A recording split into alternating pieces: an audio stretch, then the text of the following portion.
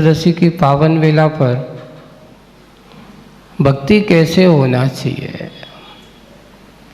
लोगों ने आकर के कहा कि महाराज भक्ति कैसे होना चाहिए हमारी भगवान के प्रति। तो ऐसे होना चाहिए जैसे कि मयूर को बादल दिखते ही उसके पैर रुकते नहीं, अपने आप थिरकने लगते हैं। ऐसे ही भक्ति का माहौल मिलते ही भक्त के मन में अपने आप उस मयूर की तरह उसका मन नाचने लगता है, गदगद होने लगता है। उसकी वाणी से भगवान के गुणगान होने लगते, इसलिए कहा वाणी गदगद यन बपू, और उसका शरीर पुलक यन। पुलक यन कैसा? उसके रोम रोम खड़े हो जाते हैं, रोमांचित हो जाता है वह। उसके अपने रोम रेम से, अपन कहते रोम रोम से निकले प्रभु जी नाम तुम्हारा। अर्थात ये है कि मेरा अंग शरीर का प्रत्येक रोम आपकी भक्ति से भर जाए, आपकी भक्ति में रम जाए। तो जब भक्ति में रम जाता है तो उसका आनंद अपने आप में एक अलग हुआ करता है। किसी ने कहा है स्वर्ग की संपदा एक तरफ पे रख दो, उस स्वर्ग की संपदा के समय जो तुम्हें आनंद आएगा, उस आनंद से तो आपका जो अनुभव होगा, आपके पास जो होगा, मात्र वो इंद्रिय सुख का आनंद होता है। लेकिन जिस समय तुम भगवान के देख करके उनकी भक्ति में तन्मय होते हैं, उस समय जो आनंद की अनुभूति होती है, उसमें कहा यह इंद्र नाग नरेंद्र व अहमेंद्र के नाही कहो। ये है वो तन्मय होकर के, अपने आप में लीन होकर के जब हम आराधना अपने भगवान की उपासना करते हैं, वो इंद्रों का सुख, स्वर्ग का सुख, उस आनंद के सामने कोई मायना नहीं रखता। ऐसा आनंद हमें आना चाहिए, ऐसे आनंद की अनुभूति हमें करना चाहिए। अब हम आनंद की अनुभूति करना चाहते हैं तो संसार में संसारी आत्माएं बहुत सारी हैं, आनंद तरह तरह के हैं। एक शराबी को शराब में आनंद आता है, एक व्यसनी को व्यसनों में आनंद आता है, एक किसी व्यक्ति को जिसकी जो लत है उसमें आनंद आता है। लेकिन इन सब संसार के आनंदों से परे एक निजानंद की अनुभूति किनको होती है? वे जिन्हें अपने आत्मा के रहस्य को समझने का समय आता है, समझते हैं। आज आप लोगों को कि जब हम भगवान के प्रति, अपने आस्था प्रति और अपने आप के प्रति समर्पित और उसको जानने के लिए तो हमारी आँखें नेतत्रयम श्रावयन, ऐसा लिखा है, आंखों से आंसू झरने लगते हैं कि हे भगवान वो दिन मेरा कब आएगा, मैं भी आप जैसा ही कब बन पाऊंगा, मैं भी कब आप जैसे स्वरूप को प्राप्त कर पाऊंगा। ऐसा वह सोचता है। आज की कविता है गीली आँखें, तोता क्यों रोता की अपनी स्वाध्याय की कक्षा में, और शीर्षक है अभी अपन ने दान की महिमा को समझा है। आगे की कविता जो अपन ने पढ़ी है दाता और दान के रहस्य को समझा था, पात्र के रहस्य को समझा था। और जब वह ऐसे भक्ति भाव से भर जाता है तो उसके अंदर क्या होता है? आंखों में नम्रपन आ रहा है। क्यों आ रहा है, कैसे आ रहा है? कविता से आज अपन सीखते हैं। इसे निर्दयता कहना, इसे क्या कहना? निर्दयता कहना अनुचित होगा। आप उसको कहोगे, कोई आदमी है, कोई रो रहा है ना, और रोते हुए आदमी को देख करके दूसरा आदमी क्या सोचता है? देखो तो आदमी कितना सता रहा है बेचारे को, बड़ा निर्दयी है, वो रो रहा है। यहाँ इसे निर्दयता कहना अनुचित होगा। अपनी चरम सीमा सूंघती हुई निरीता नितांत है। ऐसे वीतरागों के समागम, जिनके समागम में वो जाता है, उन्हें देख करके उसकी आंखों में स्वयमेव क्या होने लगते हैं, अगर वास्तविक रूप से उनसे उसका लगाव है तो। पर वो किसी निर्दयता के कारण, उसको कोई किसी प्रताड़ना के कारण से नहीं रो रहा है, वो रो रहा है अपने आप के उस अभाव रूपी सुख के अभाव के कारण से। तो इसलिए कहा अपनी चरम सीमा को सूंघती हुई निरीता नितांत है, निरभ्य है, नभ्र में पूत प्रतिमा सी पीठ प्रतिफलित है, बिल्कुल पवित्र है। यानी आप अपने भगवान की देखते हैं, अपने गुरुओं को देखते हैं, तो उनके पास कोई राग के बादल मंडराते नहीं, वे निरभ्र आकाश की तरह स्वच्छ निर्मल होते हैं। पूछा गया भगवान आपके केवल ज्ञान में, आप केवल ज्ञानी हो, है ना, और आप केवल ज्ञानी है, तो आपके केवल ज्ञान में हम रागियों की दृष्टि आपके प्रति है, पर आपकी दृष्टि हमारे प्रति कैसी होती है? तो उन्होंने कहा तुम्हारी जैसी हमारी दृष्टि नहीं है, और हमारी जैसी दृष्टि तुम्हारे पास भी। क्यों? तुम तो ठहरे भी। कौन थे रागी? एक बार हमने आपको सुनाया था ना कि एक बार एक आचार्य ने अमरकंटक में तो प्रसंग हमने कि एक व्यक्ति ने भजन सुनाया, तो आचार्य ने सुना, तो वे कहते उसने कहा तुम तो ठहरे वीतरागी, साथ क्या निभाओगे, है ना, तुम तो ठहरे वीतरागी, साथ क्या निभाओगे? तो आचार्य ने बड़ा उत्तर दिया था, तुम तो ठहरे वित्तरागी, मेरे साथ क्या? तुम अपने वित्त को छोड़ दो तो मैं तुम्हारा साथ दूंगा, तुम अपना घर बार छोड़ो तो हम तुम्हें अपने साथ रखने में कोई देरी नहीं है, क्योंकि तुम्हारा राग तुम्हें आनंद उसमें आता है, और साधु वीतरागी है उसको वीतरागता में आनंद आता है। इसलिए रागी को जिसमें आनंद आएगा वे राग के बादलों के निरभ्र आकाश की तरह होते हैं, उन्हें कोई रागियों से कोई मतलब नहीं होता। वीतरागी का स्वभाव निर्मलता की ओर हुआ करता है, और रागी का स्वभाव हमेशा अपेक्षा करते रहते हैं, महाराज हम लोग तो ठहरे वीतरागी नहीं हैं, हम लोग तो क्या हैं, स्वार्थी हैं, सोचते हैं अब मेरा क्या होगा, अब मेरे लिए धर्म ध्यान कैसे होगा, अब मेरे लिए कैसे क्या करेंगे। बंधु ये ध्यान रखना, अपने जीवन काल में गुरु और प्रभु ये दो अगर तुम्हारे पास हैं तो तुम दुनिया में कहीं पर भी बैठ जाना, आंख बंद कर लेना, गुरु और प्रभु तुम्हारे पास स्वयमेव आ जाते हैं।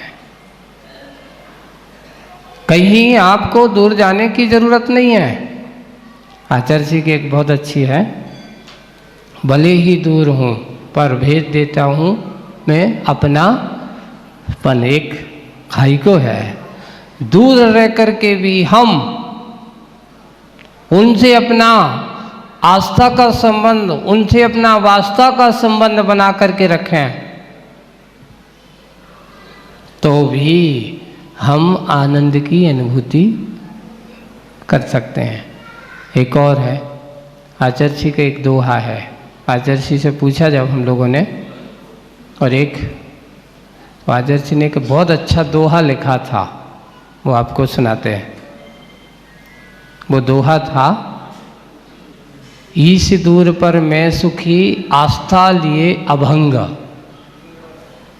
देखिए, ईश दूर पर मैं सुखी आस्था लिए अभंग, ससूत्र बालक सुख खुश रहे, ससूत्र बालक खुश रहे, न में उड़े पतंग। उन्हें उदाहरण देकर के कहा, बताओ पतंग कहाँ उड़ती है? आकाश में। डोर, उस पतंग की डोर का धागा किसके हाथ में है? उड़ाने वाले के हाथ में। इतनी दूर पतंग है, 100, 200, 300 फीट दूर पर है, लेकिन यहाँ उड़ाने वाला वो जैसा, और उसको आनंद किसको आता है? उड़ाने वाले को। वो कहता वाह मेरी पतंग बहुत अच्छी है। तो वो ससूत्र बालक खुश रहे, नव में उड़े पतंग। वैसे ही गुरुजी ने उत्तर दिया कि ईश दूर पर मैं सुखी, आस्था लिए अभंग। हमारी आस्था अभंग होना चाहिए अपने गुरु के प्रति और अपने प्रभु के प्रति। अगर हमारी आस्था अभंग है, बिल्कुल पतंग की डोर की तरह, तो आप कहीं पर भी रहो, डोर का संबंध बना रहता है। पतंग कितनी भी दूर आकाश के ऊंचाइयों में, लेकिन जब तक उसके हाथ में धागा है तब तक उड़ती है, और जैसे ही धागा कटा उस पतंग का कोई पतियार नहीं होता। कहाँ गिरेगी कोई भरोसा नहीं है। बस अपने जीवन की डोर, बड़े बड़े भजन तो अच्छे गाते हैं, खींचो अपनी। और कौन से कह रहे हो, कौन किससे खींचे? आप भगवान की डोर को खींचना चाहते हो कि अपनी डोर भगवान को, गुरु को देना चाहते हो? पहले डोर बनाओ। तो अगर हमारी आस्था की डोर मजबूत है, हमने उनको अपना माना है, हमने उनको अपना समर्पण किया है, तो आप उस डोर को छोड़ो ना, तोड़ो ना। इसको ये कहा जाता है, अच्छे से बना के चलो। इसलिए निरीता नितांत, चरम सीमाओं से दूर हो करके, निरी है, नितांत है, निरव्य है, पूत प्रतिमासी पीठ, जिनकी बिल्कुल ऐसी पवित्र है, पुण्य जैसी उनकी प्रतिमा की तरह पीठ है, प्रतिफलित है। ध्रुव की ओर उठते चरण दिख रहे हैं। ध्रुव का अर्थ होता है लक्ष्य, जिनके चरण बढ़ते जा रहे हैं, रुकने का कोई काम नहीं है। हमारा सोच चलते रहो। कहाँ जाना है? लक्ष्य हमारा कहीं पर, वो गली यहाँ की हो सकती है, पर लक्ष्य हमारा मोक्ष ही होना चाहिए। एक बार आचार्य जी ने बहुत अच्छा उदाहरण दिया कि जैसे हम लक्ष्य लेकर के चलते हैं, शिखर जी जाना है, तो क्या तुम सीधे यहाँ से सोचा सीधा डायरेक्ट शिखर जी पहुँच जाते हो? नहीं। आप अपने नगर से लिखते हो तो रास्ते में यहाँ से तुम निकलोगे, शिखर जी जाना है तो कितनी स्टेशनों को पार करते हो, कितने नगरों को, कितने शहरों को पार करते करते, सब लक्ष्य, कहीं रुकना नहीं, चलते चलो। और जब आप लक्ष्य लेकर के चलते हो, बीच के शहर आते जरूर हैं, पर वहाँ पड़ाव नहीं होता। ऐसा नहीं कि जो अच्छा शहर है तो रुक जाओ थोड़ा सा। बस ऐसे ही वितरागी का लक्ष्य क्या है? मोक्ष है। एक भक्त का, एक सच्चे वितरागी का हमारा लक्ष्य भी मोक्ष होना चाहिए। मोह को लक्ष्य बना करके जीने वाला भटकता है, लेकिन मोक्ष को लक्ष्य बनाने वाला भटकता नहीं। क्यों? क्योंकि उसको केंद्र बिंदु दिखाई देता है। और मोही की दशा क्या होती है? यहाँ से निकला नहीं, जहाँ कहीं थोड़ा सा अच्छा लगा, अब रुक जाओ, थोड़ी सी यहाँ का आनंद ले लो, कल चलेंगे और आगे बढ़ेंगे। थोड़ी अनुकूलता प्रतिकूलता दिखी नहीं, वो रुक जाता है। अनुकूलता हुई तो अच्छा लग रहा है, रुको। प्रतिकूलता हुई तो कहता अब कैसे जाएं? रुकावट ऐसी होती है। लक्ष्य यही होता है। ध्रुव की ओर उठते चरण दिख रहे हैं, किंतु कैसे? किंतु सारी करुणा सिमटकर आंखों में चली गई है। कहाँ चली गई? सारी करुणा सिमट करके आंखों में चली गई है और वे आँखें कहाँ दिखती और कहाँ देखती, मुड़कर इसे नीली आँखें। ये आँखें देख जब होती ना, जब वो करुणाएं है, तो यहाँ किसको देखती हैं? आज तक तुमने अपनी आत्मा को किसने देखा बताओ? देखा? नहीं देखा। किसने अपनी आत्मा को देखा? बोले कि मैंने अपनी आत्मा को आज तक नहीं देखा। लेकिन ये बताओ, तुमने अपनी आत्मा का संवेदन किया? अरे बिना उसके तो आज हम कुछ कर ही नहीं सकते। जिस चीज को अनुभूति का विषय हम बना सकते हैं, उस चीज को हम अनुभूति का ही विषय बनाया जा सकता है। उसके लिए हम कहा नहीं जा सा अभिव्यक्ति का विषय नहीं बना सकते। कई लोग आकर के कहते हैं, महाराज आप लोग कहते हो आत्मा का अनुभव करो, आत्मा का अनुभव करो, आत्मा का ध्यान करो, आत्मा का चिंतन करो, आत्मा का ही स्वरूप के बारे में सोचो। ऐसा जो दिख नहीं रहा उसके बारे में क्या सोचें? ये बताओ, जो दिख नहीं रहा क्या वो है नहीं है? नहीं है तो मानता तो है। जो है उसको मानता तो है। अनुभूति का विषय मानने के लिए उसको अपने अंतरंग की परिणति में ढालता है, और अंतरंग की परिणति में ढालता हुआ उसको अनुभव करता है। इसलिए जो मात्र दिखता नहीं ऐसा मत कहो। संसार में हम ऐसी बहुत सारी चीज़ें हैं कि जो आपको दिखती नहीं है, पर है कि नहीं ये बताओ। आज तक हवा को किसने देखा? देखा तो आप है कि नहीं? है ना? ये बताओ, शक्कर के मीठेपन को किसने देखा? नीम के कड़वेपन को किसने देखा? आंवले के कसालेपन को किसने देखा? मिर्ची के चरपरेपन को किसने देखा?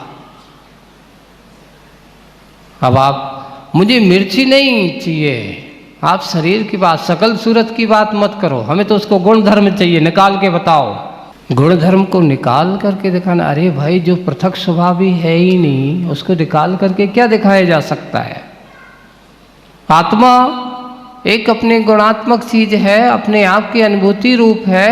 हमारे इस शरीर में आत्मा का तन्मयत्व है जो अरूपी है। इसलिए हम सब उस भक्ति के चरम, उस भक्ति के माहौल को समझने की कोशिश करना। बोलिए आचार्य गुरुवर श्री विद्यासागर जी महाराज की।